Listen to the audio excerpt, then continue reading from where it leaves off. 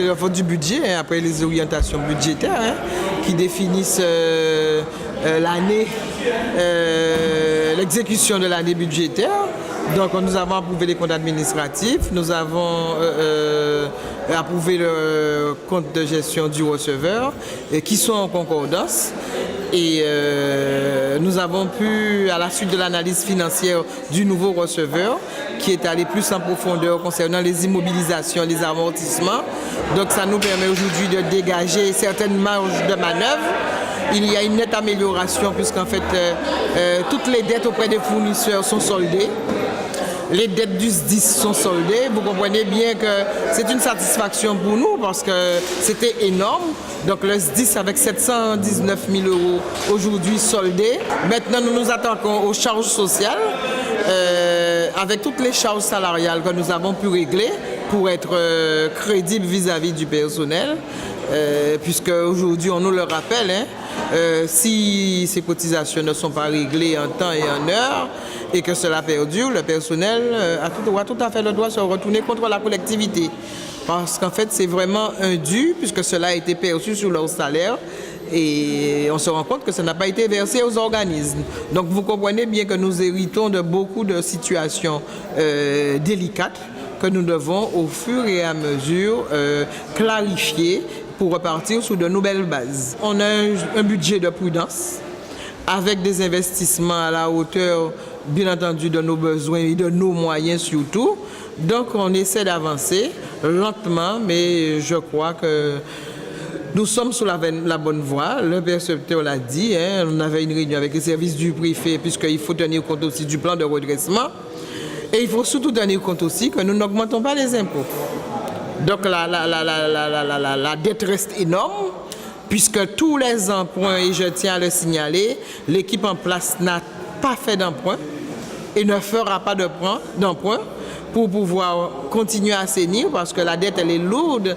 Tous les emprunts, ça date des années 2005, 2008, 2009, 2010. Donc c'est bien des emprunts sur l'ancienne mandature de mon prédécesseur, Madame Breslau. Maintenant, je vais le dire clairement et nettement, ce qui impacte beaucoup la commune et qui rend la situation financière de la commune encore plus difficile puisque c'est un contentieux qui dure et nous sommes à 14 millions d'euros de dette. Donc l'encours a diminué puisqu'il n'y a plus aucun emprunt des anciennes mandatures, je dirais de la mandature d'Achi. Donc aujourd'hui, nous traînons bien la mauvaise gestion de Mme Breslau. Alors la régie de santé, voilà, c'est une deuxième... je ne sais pas comment dire, mais c'est une autre structure, encore en déficit, qui traîne 1 million de déficit. Vous comprenez bien qu'on ne paie que des charges du personnel, qui n'a aucune productivité, aucune rentabilité. C'est pour cela que nous allons mettre en place la délégation de services publics pour la crèche et par la suite nous verrons pour le centre de santé. Mais c'est une situation qui est très délicate et qui n'est du tout pas florissante pour la commune de Baïf. Nous essayons d'assumer le quotidien, de garder en qualité le service rendu à la population, mais surtout aussi d'appliquer notre programme, peut-être pas à la vitesse que nous voudrions, mais on fait, comme je dis, avec les moyens du bord et avec la situation que nous avons héritée, qu'on nous a laissée. Il faut aujourd'hui que la population comprenne bien que l'ancienne équipe a vraiment, le maire, le précédent maire, mon prédécesseur, a vraiment,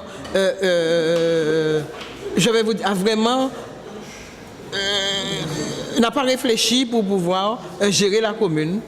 On ne sait pas avec quelle conscience. Mais je le dis aujourd'hui avec beaucoup de véhémence, la commune a vraiment été mal gérée, sans vision, sans calcul. On dépensait au jour le jour. Et voilà le résultat aujourd'hui. Comment a-t-on pu laisser aller aussi loin avec une situation, une manière de gérer aujourd'hui qui pose préjudice à tout le monde? Écoutez, mais certains peut-être n'aiment pas l'entendre. On nous dit qu'on fait de la politique, mais ce n'est pas de la politique, c'est une vérité. Puisque si il y avait une situation financière saine, eh bien, on aurait pu réhabiliter nos bâtiments à la vitesse grand B. On se rend compte que situation financière difficile. Tous les bâtiments sont à reprendre, sont à réhabiliter. Toutes nos routes sont à revoir. Mais c'est avec le soutien de toutes les collectivités qu'on va pouvoir arriver. Aujourd'hui, l'État nous suit, l'État subventionne tout. Nous avons les députés qui nous accordent une réserve parlementaire.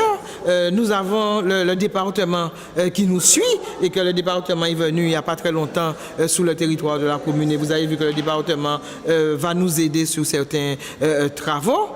Et nous attendons aussi maintenant le soutien fort de la collectivité régionale dont nous n'avons pas signe de vie, pourtant pas manque de dossiers déposés déjà au sein de la collectivité régionale. Alors là, CASBT, je vais vous dire, n'en parlons pas. Hein. N'en parlons pas. La CASBT fonctionne comme elle veut, sans tenir compte de la réglementation. Aujourd'hui, on a voté notre budget, on est dans les délais. Mais la CASBT n'a même pas encore fait ses orientations budgétaires. Donc comprenez un peu où nous en sommes.